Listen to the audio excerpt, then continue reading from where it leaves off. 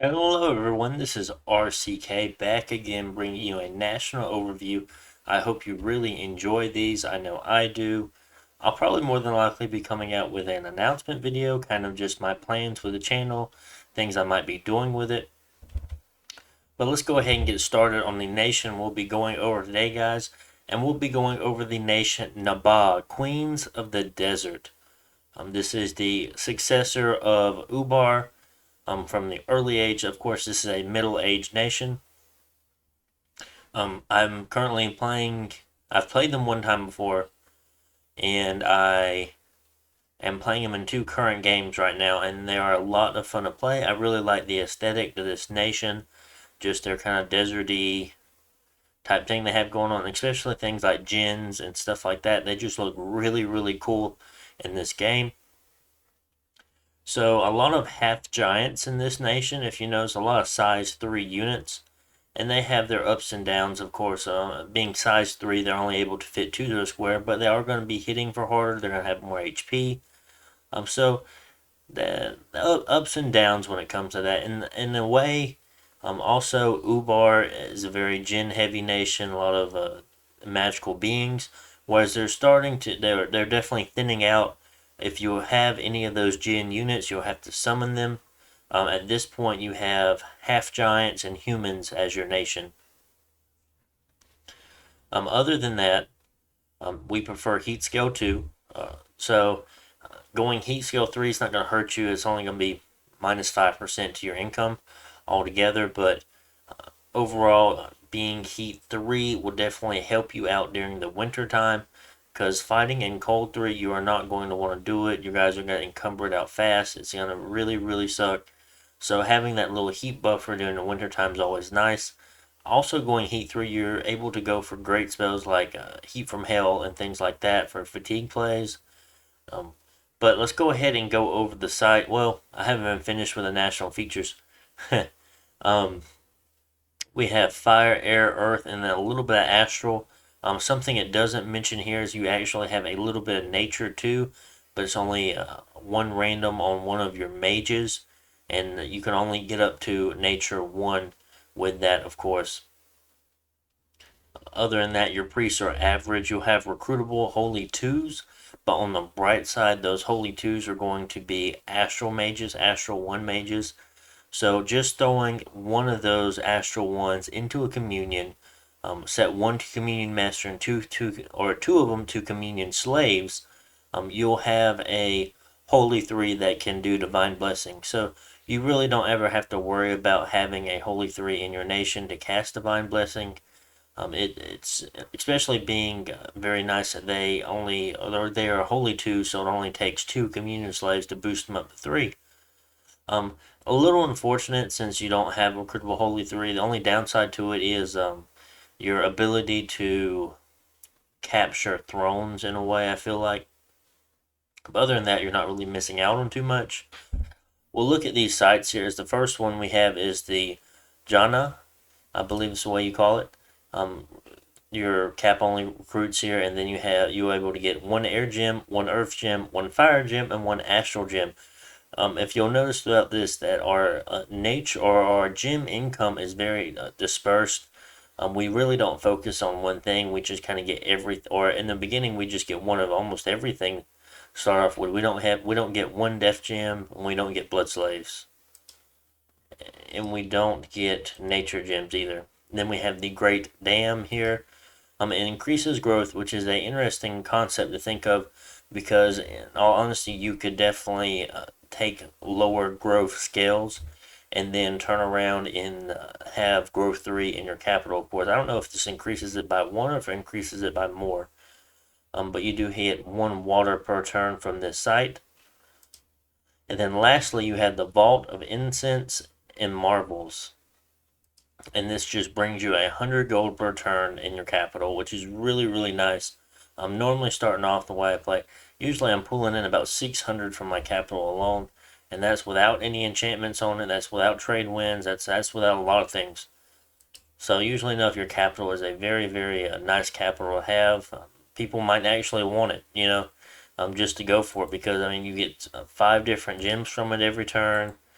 It will always have growth 3, or it will always have growth 2. I don't know if it'll be growth 3 exactly, but and then you'll always know that it's going to be a very, very high income province, of course. Other than that, we will start going through our units here. And to start off, we do have 4 human troops. We have the Nabayan Desert Warrior. Came recruited outside of forts as well. So just about any province you can recruit these out of, as well with their camel riders. And these two Nubian soldiers and Nubian light infantry can only be recruited in castles.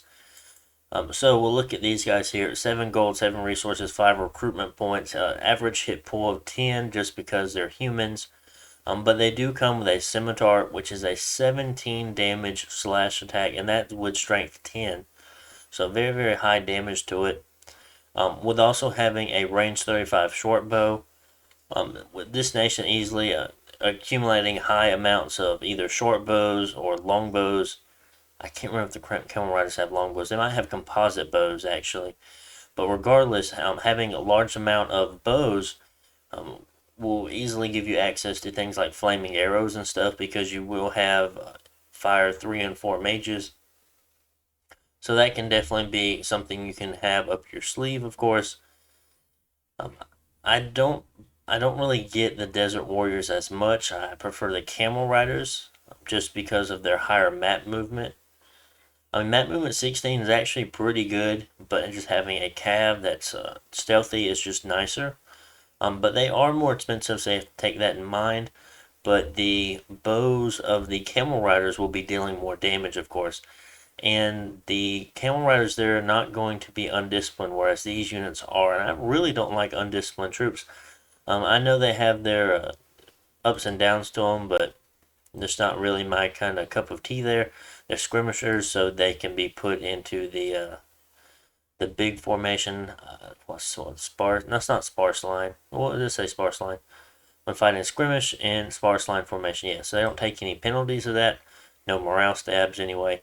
They have Pillager 1, Wasteland Survival, and Stealthy 40. So they're not too bad, but they're not the best stealthy raiders here. But 40's, I guess 40's decent enough. But as far as the rest of the stats go, low protection, they're a very cheap unit. And then just average human stats, 10 across the board here. So, not too bad, not too bad. Next, we'll go to the Camel Rider, since I've spoke so much about him, and he is also the Recruit Anywhere unit. 22 gold, yes, he's going to be more expensive. 24 recruitment points, but still being 8 resources just because he has very, very low protection. He still has just robes and a headpiece. But defense skill 14 is pretty nice. They have composite bows with a range of 40, so they do have a longer range. And they're dealing upwards of 2 more damage with their pierce attack. And sometimes that 2 more damage can really help out of really getting into that heavier or medium, that wouldn't never necessarily say heavy armor, but definitely into the medium armor. Other than that, they are carrying a scimitar as well if they come into battle. And then also, if you see up here, they do get a bird when they come into battle. They get 1 falcon at his side at the start of each battle. So if you're carrying, well, hypothetically, I don't think you would want them in this high of a group, especially if you're raiding. But say you had 40 Camel Riders, where you're also going to have 40 falcons that's going to attack rear or attack closest as soon as the battle starts. So it is something that will definitely help out. Usually throwing things off scripts, other things like that. They do have Skirmisher, and they have Pillager 1, Wasteland Survival, and they still have Stealthy 40. For some reason I thought they had 50. But they do have a higher morale, I believe, of 12, and the Desert Warriors only have a morale of 10. So, I mean, yes, you are paying a premium of 22 gold here, but honestly, I think the upsides to this are very nice. So, I think you get more hit points too. You go up from 10 to 12. So, I think, yep, I was right. So next, we will look at the Nubian Warrior. Nubian, I think it's Nubian. I'm not entirely sure. 10 gold, 17 resources, 9 recruitment points for a 13 protection troop. Strength and attack skill at 10. Defense skill at 12. I'll probably do. Well, their shield wouldn't give it to him. Did the scimitar give it to him? No. Well, oh yeah, they do get it from the shield parry. I was wrong. I was right on the shield to begin with, but I didn't see the 4 right there. Regardless, 13 protections, not too bad, honestly. For a size 2 unit, for 10 gold, 17 resources, you'll be able to make a decent amount of these guys. Combat speed 9, rather slow, but that's from them wearing the scale mail and a little bit heavier armor in a way. And then we have the light infantry here, and they'll be carrying the javelins. Range 10, 12 damage javelins. Definitely could be used if you're trying to mass them for sure. And then flaming arrows also works on javelins. It will give the 8 armor piercing fire damage to that as well, or fire magical damage. 10 gold, 13 resources, 11 protection. Not too bad. I mean, the light infantry, there'd be something to have to test to see if they were possible, like a expander maybe. If you decide to just go like scales and just do light infantry, it'd be something to think about. I've seen a lot of different builds for Naba. I've seen heavy blesses, I've seen not so heavy blesses, I've seen thug blesses, I've seen all kinds of things. But probably one of the most, the thing that I like the most is going scales with this nation. And I'm sure I'll go over a pretender design in a later video. Just due to the fact that I'm currently in 2 games, I don't want to give away my pretender design. But I will say I do enjoy going scales a lot more than anything else. So we'll just head over to the next unit we have here, and we're going to start looking at our half giants at this point. The adoptee, and then the Vanguard. So honestly enough, I do like every single one of these half giants. As far as it goes, most of the units I recruit for is Camel Rider. I might get the archers, light infantry, sometimes depending. Elite soldiers, nice. Vanguard are nice. Just to have that, there's reasons why I make them. But the adoptee archer, you'll get a 25 gold, 37 resource, 15 recruitment point, 24 hit point, size 3 giant that has a great bow with a range of 50, dealing 16 pierce damage there. So very, very powerful. Could definitely be something you use with flaming arrows. Just add or 8 more damage, or it doesn't add 8 damage to this. It's a separate 8 damage. That's armor piercing. That's magical fire damage. But still, with a range of 50, these guys are like long range artillery at this point. And even if they come into contact with anything, they have a short sword that they're dealing slash pierce damage value of 20 to. Attack skill being 9, yes, they are archers, don't forget that. So they might not hit too often, but when they hit, they're going to hit hard. Defense skill 6 is kind of rather low, but they are archers. They're not supposed to be in combat.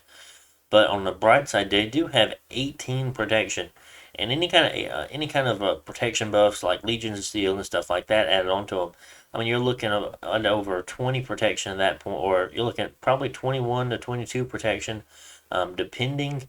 And even then, I mean, that's pretty high for an archer unit. So even if they become in contact with the enemy, you're going to be able to swing back. You'll be able to take a hit and swing back at them, while also shooting at them. So very interesting unit here for sure. Next, we have the light infantry. And just like the human-sized light infantry, they do have a javelin. The range is determined by their strength, by the way. That's why these are able to throw farther than the other human-sized units. And due to that, I mean, they're also dealing more damage. So also a great unit. You can put strength of giants and stuff like that on them to even boost that damage up even higher. And you can do the same thing with the archers as well, which is something you would have to consider and think about. But on the bright side, these guys do have 13 defense skill. I think it's more than double what the archer was. 11 attack skill, which is higher. 12 protection. They drop down protection, but they are the light infantry. You have to remember that. 25 gold apiece, 20 resources, 15 recruitment points. Encumbrance at 5. You do have to be careful. You have to be mindful of where you're fighting at, what temperature scales you're fighting in. because these guys, I mean, they can get fatigued out. I mean, that's fairly high encumbrance, so you have to keep that in mind. And we'll go ahead and head over to the next unit, being the elite soldier. And I honestly really like these guys. Yes, they are expensive, 30 gold, 26 resources, 19 recruitment points, but whenever you're going skills, you're able to pay for this. 25 hit points, 16 strength, 12 attack skill, 14 defense skill, protection 15, morale 13. So these guys aren't going to be running very often. And that, yes, they have fairly low attack density, but they hit. They're your hardest hitters though. 23 slash damage. I mean, that's really no joke. I mean, it's definitely going to get through any iron skin. They're going to have equipment and iron skin, probably along with some other things on that to actually stop a 23 damage attack. And I'm just talking about thugs or things or units like that. So quite an interesting unit we have there, being the elite soldier. And honestly, any of these units here can be your bulk. Probably not the Camel Rider, they'll just be like a support unit at that point. But any of these four here could probably be a bulk of an army. I probably wouldn't go all archer. I would definitely have a line in the back, or maybe even a line in the front, depending on like a sparse line, so I can have my elite warriors and stuff trickle through as the archers are firing. But they're all good, and being a recruit or a capital only recruit. Sacred, these guys will be in limited number, and that's why you really can't have too many. But you definitely do want these guys still. They are fairly good units. They are going to be expensive, being 40 gold apiece, 26 resources, which is the same as the elite soldier, and then 19 recruitment points. Sitting at 22 hit points, 15 strength, pretty good attack skill of 13, pretty good defense skill of 15. At that point, you're basically looking at a cavalry, but a size 3 cav that is walking. But on top of that, something that is also nice, average 13 protection, not really that big of a deal. But they do have Glamour, which is a very, very nice battlefield ability. And if the unit, they can't, they're invisible on the battle map unless the scout or the spy has spirit sight, and then I think they'll be able to see the spirit sight, or they'll be able to see the glamored units inside that province. But as far as fighting on the battlefield, they are much tougher to kill. They do have iron vulnerability 1, so they'll take more damage from iron and stuff. So kind of a pain from that. They have bodyguard if it ever comes up, and they are stealthy as well. They're very good stealthy raiders, and you will have stealthy mages too that will help you out with that. Stealthy priest mages actually. So these guys can definitely be used as small raiding parties, but they are rather expensive, and you don't want to waste them. Fire resistance of 5 just on the chassis there. A bronze scimitar dealing 21 damage, and also something else I didn't say. Is this made of iron? Yeah. So the iron, it's kind of unfortunate for iron, but like these guys, you can send them underwater if you get it right. And since they have all bronze, their stuff is not going to rust. But you do have to watch out for these elite soldiers. For some reason, I thought they just had bronze too. But regardless, I really don't put much of a bless on these guys. They're not really. I'm not saying they're not blessful units. Of course, you can have a bless on them, but I don't feel like you need to be throwing points at these guys just to make them a mediocre sacred unit compared to other nations that have great sacreds. It's just a lot different. There's other nations have a lot more things going for their sacreds if they go for like bless rushes and stuff like that. Whereas this one, it's like, this a sacred. I mean, it's good. I want some for sure, but it's not. Oh, I gotta have this crazy hell bless for it. No, it's not gonna work out for you, because by the time it gets to turn 30, someone's gonna be able to kill all your guards, and you're gonna be making 3 or 4 turn, and they're still not even that good. But regardless, I still make them though, even though they're expensive.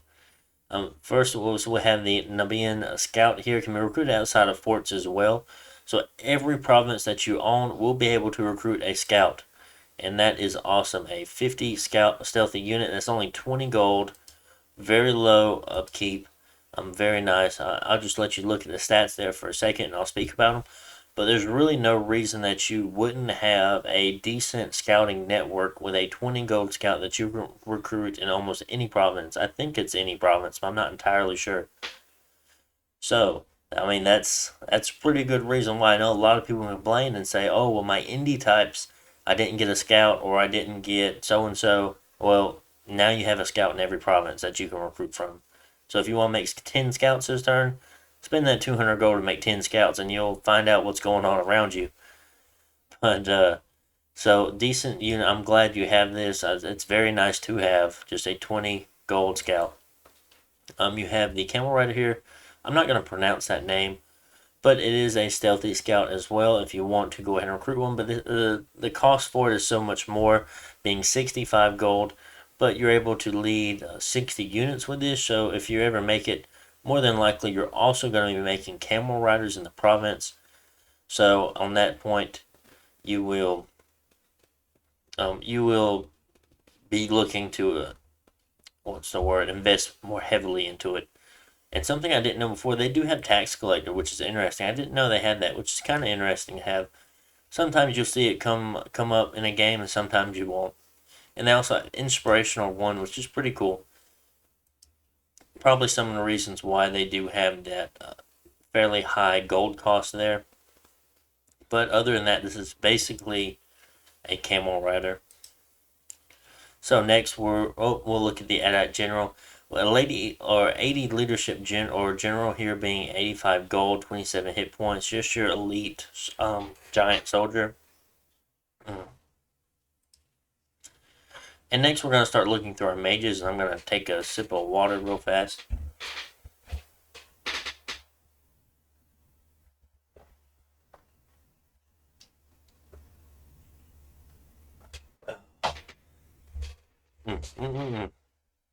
Oh, something I did not mention. I didn't finish going over the rest of this. Your Dominion hides province ownership. So, if a scout's sitting in a province, the province beside it, they won't be able to tell that it's your province. So quite interesting. It'll just show up as indie, which is kind of cool. And then you have giant forts. If I believe correctly, they are more expensive when you're building the second part of it. It's not 300, it's 450, and it takes 3 turns instead of 2 turns. But labs cost 250 gold and waste. It comes up every now and then, but usually enough whenever I'm making a lab. I don't really want to make it in a waste, depending. I mean, yeah, you have some reasons to do things in waste, and we'll talk about that later. But it doesn't come up as much to say, oh, well, I'm making all my labs for 250 gold. No, it rarely comes up as often as you would think. So, first we have the Carib. It can only be recruited outside forts as well. Can be recruited outside forts as well. I was like, of course you can recruit them inside of forts. I was like, what the heck?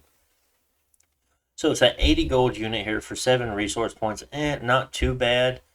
But as far as what your best bang for your buck there, as far as the research monkeys, this is gonna be it. You'll have some other things you can do, but I mean everything else is gonna be so much more expensive. He is sacred, so his upkeep is halved, and he's gonna be 32 gold a year. So divide that by 12, and that'll give you per turn upkeep cost. Which I mean it isn't bad at all. I mean that's less than 3 gold. That's 2 point something gold a year, I think. Probably on the higher end of that scale, or like 2.5, 2.6. I don't know. That's just guessing off the top of my head there. I didn't actually do the math for it before we started. But he is a Earth 1, Priest level 1 with 7 research points. It's sacred. He's stealthy, so he can lead your Gen warriors if you wanted to raid with them, and he can also bless them. Very small groups I would probably do because they are kind of expensive. So it's up to you if you want to do that. But some nice things you can do. Of course, you can afford some nice things with this unit here. In a pinch, I mean, they are priest level 1s. A couple of different things you have going on. I don't want to sit here and just ramble on about a Earth 1. But I mean, even then, I mean, you can think about light thugging him because he can cast Iron Skin, he can cast Temper Flesh, he can cast Iron Wield. maybe a little bit of armor, and he can probably do something. He'll definitely need a weapon. He is only 9 hit points, so you have to keep that in mind. Next we have the Macribmoo, and this is going to be your Astral Holy 2 with 7 resource points still, but he's going to be costing a whopping 120 gold for 7 resource points, so it kind of sucks, but he is a Fortune Teller 5, so he will help prevent bad events. But usually enough, I'll try to go Luck 3. But if you want to go Misfortune 3 and make some of these guys in your forts, you definitely can. 48 gold per year, so 4 gold per turn. I'd rather be making the other guys to be my research ranking. But if I need these guys, I'm definitely going to make them. If I need to be casting Divine Blessing, I'm going to be making them. If I'm fighting an undead nation, I'm definitely going to be making some. Not saying I'm making all of them, but if I have the extra cash, I'm probably going to throw a couple into recruitment, okay? Just because, and then again, you can always throw them into communions. Say you have, let's think, 4, I'd say 4. Maybe you could go up to 6. I'm not sure. You have to do the math on that. 4 of these guys do Communion Master, and then you have 2 slaves underneath them. Just 2, not 2 under each, but just 2, boosting them all up to Holy 3s. I mean, that turns 6 Holy 2s into 6 Holy 3s. That can cast a lot of shit all of a sudden, and cast a lot of banishment, or the fire banish thing. I don't know. Depends on what mod you're playing. So, something to think about. And of course, if you want to put 4 underneath them, well, that's going to boost them all up another one up to a Holy 4. I'm just kind of adding on to the damage and the AoE of the spells at that point, I think. But I'm not 100% sure on how those priest spells work entirely. So, something to keep in mind, you do have some banishment things up your sleeve. I remember at one point I played against, I was playing against an Ermor, and I had a bunch of these guys, which I took regeneration on my bless. I took a really weird bless at the time, but I was able to kind of do the not super communion, but where it's like kind of gaining health faster than you're losing it from the spells being cast. Turbo communion. I did a turbo communion with these guys. I did something like had my bless, and then I had either a matrix or something on a nature mage that cast regeneration, so that gave them up to 20% regeneration. And then on top of that, I think I had some kind of enlargement thing going on, so they got 30% more health, while also having a earth mage cast summon earth power to give him reinvig. But at that point, I was able to turbo communion them out, which was really weird at the time. But you have to be careful of the off-path things, because you can go too much in a turbo communion. There's always kind of a limit to it. Well, I guess you can do the math, but you might just need more. Sometimes that works, sometimes it doesn't work. But I mean, I had a turbo communion going of holy mages, and probably, I don't know how many of these guys I had, but we were able to kill one of the doom stacks of Ermor, and then the second one, I was like, oh, we were doing good. And then things like the archers, which I took, they were able to, through some air enchantments and stuff like that, I'm doing 16, 17 damage before Strength of Giants. It can be very, very powerful against a Lictor, since Lictors don't have helmets, and headshots, they're going to be able to kill. And Lictors have 20-some health at that point, but headshot's going to be against no protection at that point. And I don't know if it deals more damage getting hit in the head or not, but they're very vulnerable there in that case. And we were able to take out large stacks of Lictors like that as well. They had undead regeneration or whatever, and we were still doing a fairly good job. Next, we had the Emir, a fire one air 1 with a random of a earth, air, or fire. 11 research mage. It's like one of your Jan guards. They are sacred, stealthy, or they are or goodness gracious, I'm messing up my words. They are sacred. They have fire resistance. They are stealthy 65, and they have glamour and iron vulnerability. So, you could raid with these guys too. Definitely depending on what kind of randoms you get. Earth randoms are always great because Iron Skin, stuff like that, is a great self buff spells to cast. And Air 2, I wouldn't complain because at that point they can cloud trap ease. So, really cool. But you have to keep in mind, these guys are expensive. 280 gold and 112 gold per year.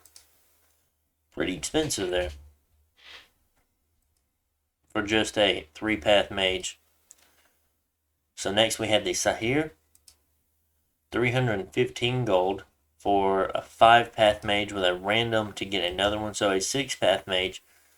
Looking better, of course. They do have Fortune Terror. This is like the Astral 1 guys, but now, of course, they have a lot more paths. 17 research, 2 fire, 2 air, 1 earth. A chance to get an Astral, which would be interesting. A chance to go up to a fire 3, and then a chance to go up to earth 2. So all very interesting things you have there. You might make a couple of these guys, but I doubt you'll ever make too many of them. I've seen some people thug these guys, but honestly, I don't really like thugging them. They do take 2 turns to make, being 4 recruitment points, but you can recruit them anywhere though. So that's the only upside to it. They are recruit anywhere. Next, I have a really interesting unit here, the Malachi, something like that. Recruit in the capital only. And here we have a 480 gold for 2-turn recruitment mage. So you're paying 480 gold for 6, 7, 8 with a chance of 9 paths and a priest level 1. Holy crap. This is a lot you have going on here. Getting a definite fire 3, air 3. So every one of these you're going to be able to cast flaming arrows. Maybe with a booster, maybe with a random, these guys will be able to cast things like Fog Warriors, all kinds of shit like that. Arrow Fiend, Mass Flight. There's a lot of really good air spells that you can be casting, Mist, stuff like that. And even then, getting stuff like Earth 2s would be great because, I mean, you can make boots at that point. Boots take you up to Earth 3. You can make hammers. You can make all kinds of stuff. Astrals are nice. At that point, you get astrals on other things as well, but when you have an astral earth, you get to make matrices and stuff, different things, which is really good for you. I mean, here is your nature random. Let me take another sip of water.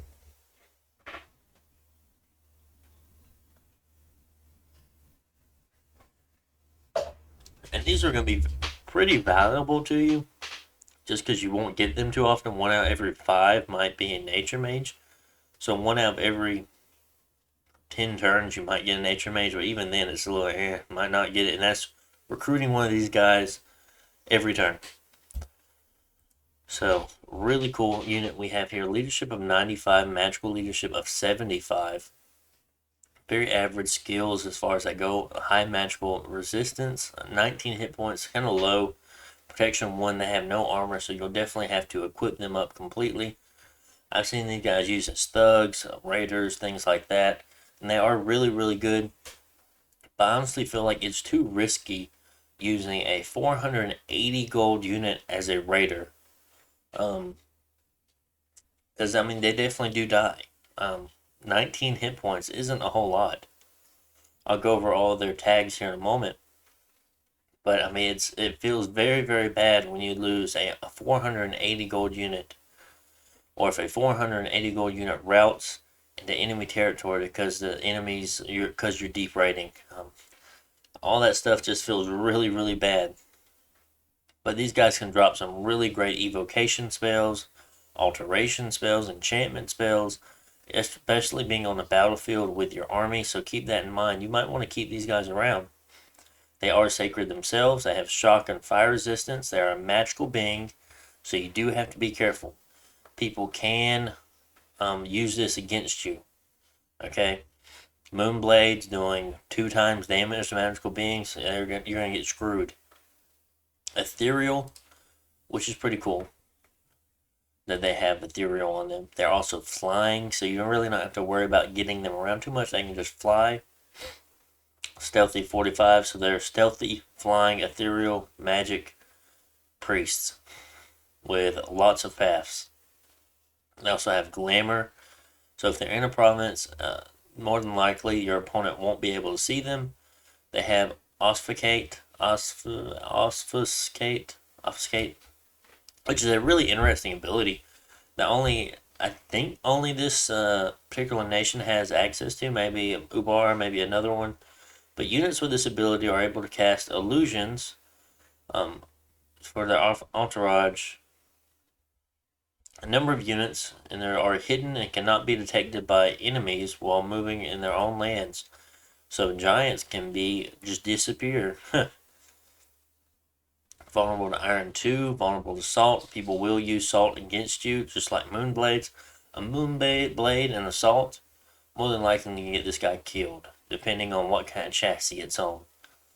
They have Spirit Sight, which is nice. They have magical power. So usually enough you want to be fighting in Magic 3 to get the bonuses of it. Fighting in Drain's just going to make it bad for you. But a really cool unit. I don't want to sit here and talk about them too much, because if I do something like as far as videos go for this, I definitely spend a lot more time on these guys. I just kind of want to make this a quick overview. And lastly, we have a unit here that's a little different. It says going to be recruited in non-fort provinces. And he's a hermit Sahir. Pretty cool unit we have here, because he's like the Camel Riders, how they bring their falcons with them, but instead he's bringing a hen, which is a very, very cool unit, and we will go over those whenever we do the expansion and spells video. I probably will not go to spells with this, but I will tell you my goals. National spells, anyway. As far as my goals go, usually it's Construction 2 to make equipment, Alteration 3 for Iron Skin, and then I think Enchantment's Fire Shield.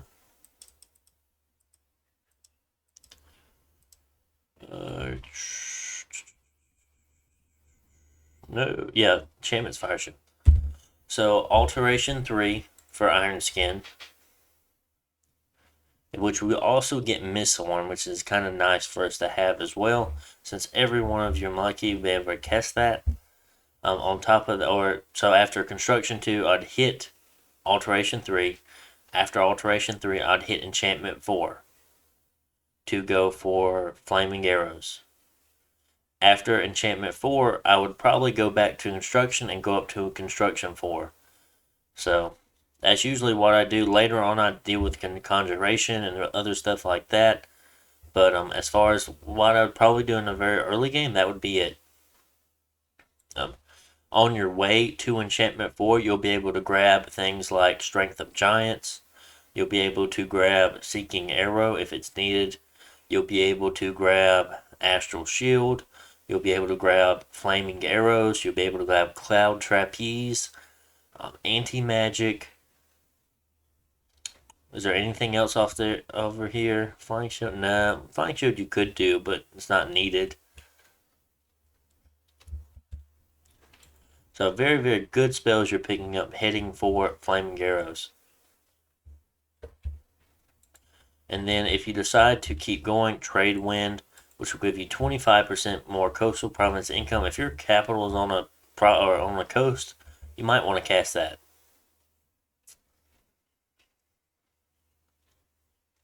Heat from Hell is at level 6, so sitting at level 4, you definitely could make that push to Heat for Hell.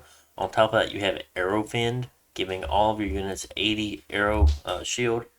So, might be really good if you do have a lot of archers, because you might be dealing friendly fire to yourself at that point. So you do have to be careful, and arrow shield is just going to help you out no matter what.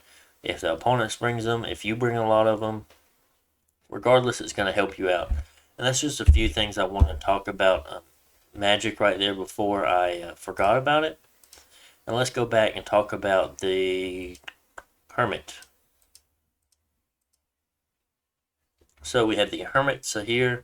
You can't make him have any province that does not have a fort. Okay, he does not like to live in forts. He is not a or he is a homebody, but in his own shack outside the fort.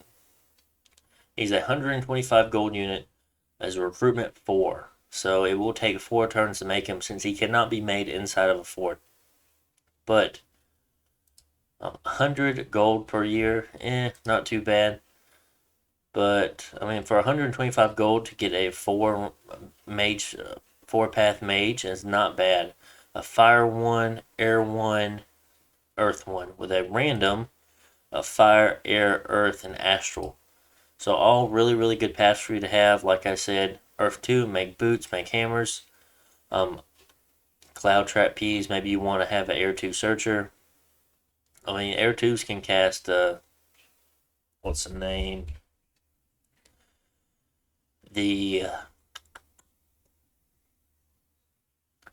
What's it called? I think it's Entometer. I can't remember, but it's like the sight searching spell, and then Augur is the sight searching spell for fire at fire 2.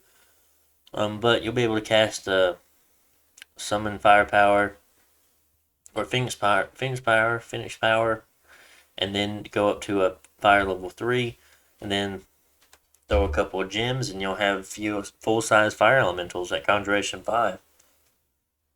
You'll have to cast Storm, then cast Summon Storm Power. Do that for air, but still might be worth it.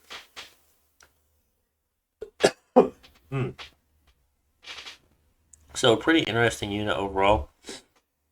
So, I hope you guys enjoy the national overview. Of course, we'll be doing a expansion video in the national spells video, of course. Probably be one and the same, because they do have some very, very interesting spells that we will be going over. I didn't want to take too long. Let me see at what time we're actually sitting. It's in at 42 minutes, much longer than I thought, guys. Hope you guys enjoy. Have a good one, and I'll see you on the next video. Bye.